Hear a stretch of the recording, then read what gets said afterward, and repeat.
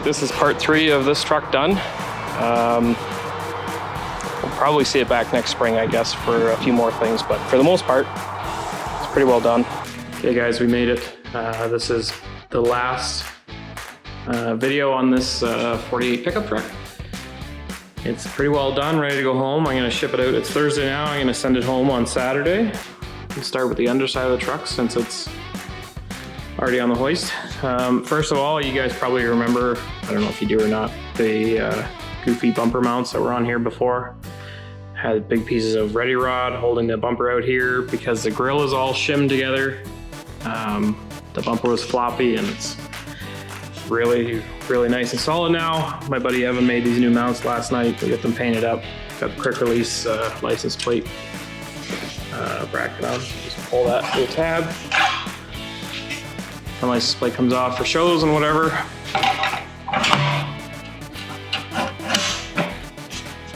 So yeah, bumper's nice and sturdy. No longer worried about, you know, catching the tires off these the brackets that were hanging way out here. So yeah, got the front suspension all greased up. All the pans, fluids changed on everything. There was no differential vent in the diff, so I drilled one in.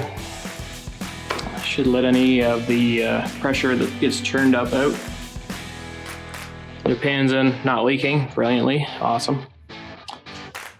Tranny cooler lines we made come up here to the tranny cooler. We got the front stack all together. The fan is on the front. I'm not a huge fan of pusher fans, but in this situation and how it was stacked up and the fact that the fan was already here, we kind of just left it. But yeah, so anyway, you probably remember all the wiring that was pretty atrocious before with the neon tubes and whatever. That's all gone now.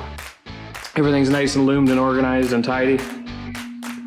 Here's a battery box installed that I showed you before, along with the battery shutoff solenoid. So the battery just drops down like that, and you can drop it straight out too. You can access the cables from the top.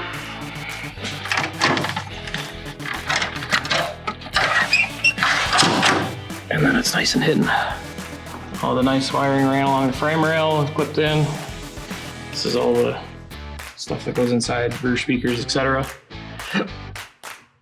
Normally I would run that through the inside, but with the carpet being glued to the floor, because this truck obviously was already finished once, that is a hard issue to solve, so I just ran it down with the chassis harness and then in the back of the cab, which is no big deal.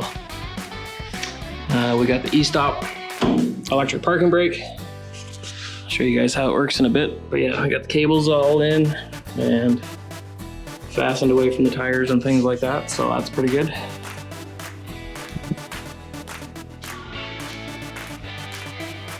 Gotta give the thing a good clean yet, but that's next. So.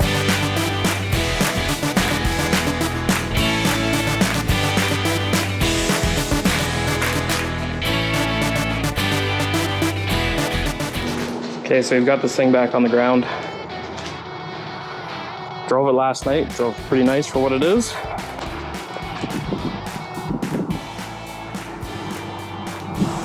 Sending this thing home today actually, so feeling pretty good about it. You can notice we've put some side mirrors on this thing, which it did not have before.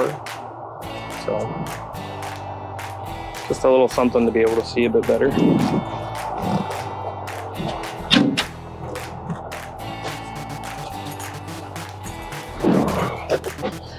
So like I said before, we've got the park brake, all the indicators in the dash this truck didn't have before. Got the vintage air all in, all up under there. Works nice, AC's nice and cold. Got the door popper buttons that didn't exist before. We decided we're gonna put a radio in it, so the radio's in now. I had to make this bezel, which started out as aluminum angle iron. And then I used the shrinker stretcher to get the radius, trimmed out the inside so it fit, because when I cut the radio back into the dash, this was all welded solid before, when I cut the radio back into the dash, it obviously cracked some paint and whatnot, so that was a good solution to that. Got some mirrors, like I said.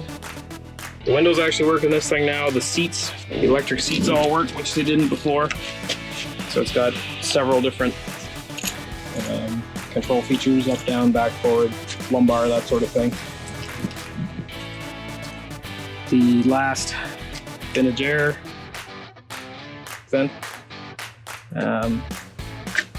This is now the I-beams, whereas they were on, actually they were way up on the firewall before, like a classic floor style kick button, and it was for some reason on the old fuse panel that was made out of wood up by the hood hinge, so I don't even know how you would have pressed it before.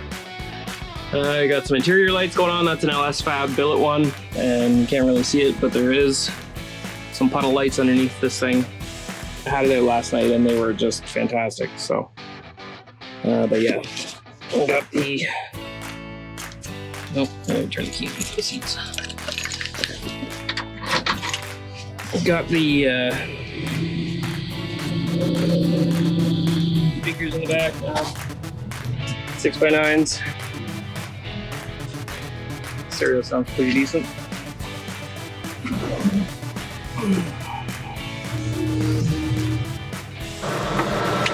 Yeah, that's the vintage air, obviously. All rewired under here, nice and tidy. All the fuses are totally accessible if there's a problem, which there shouldn't be. But, you know, weird stuff does happen. We've got the door pin switches now, which this never had before. You can see the puddle lights there. So yeah, working interior lights, huge deal for me. I seem to, it's kind of like my signature, I guess now. We put them in pretty well every car. Well, I do put them in every car rewire, so just a way nicer feature to be able to not have to stumble around and use your phone flashlight and whatever. Down here, that's where the ignition cylinder used to be, and then there was a push button start up here, which was kind of redundant. So instead of just leaving this blank, I went ahead and got a phone charging USB thing, wired it all in. It's actually got a little voltmeter in it too, which is kind of handy. And then we've got the shortened vintage air glove box, ownership, whatever, USB for music, for the radio, iPhone and whatnot.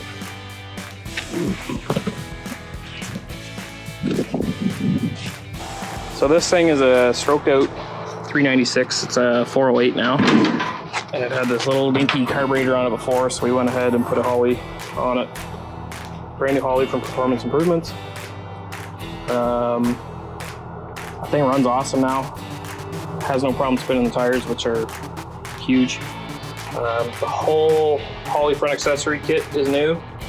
The alternator used to be like way up here, so we got rid of all that with the addition of the AC compressor. This is everything just nice and tidy and neat.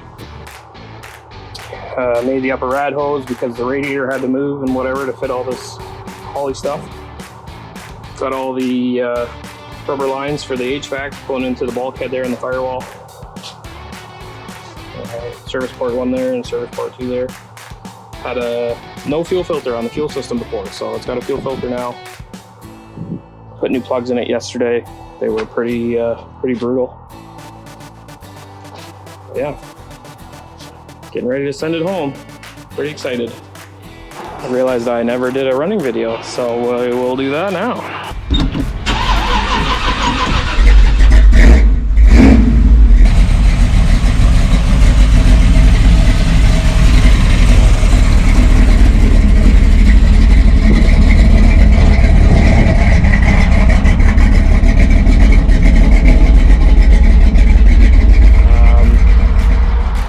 Probably see it back next spring, I guess, for a few more things, but for the most part, it's pretty well done. Hopefully we're going to do some more of these videos. Let me know if you like these 3-part series on these kind of rebuilds. I'm going to do I have a couple turbo kits coming, so we are going to do probably a single video per turbo kit, I think. And yeah, have some exciting stuff coming this winter, so see you then.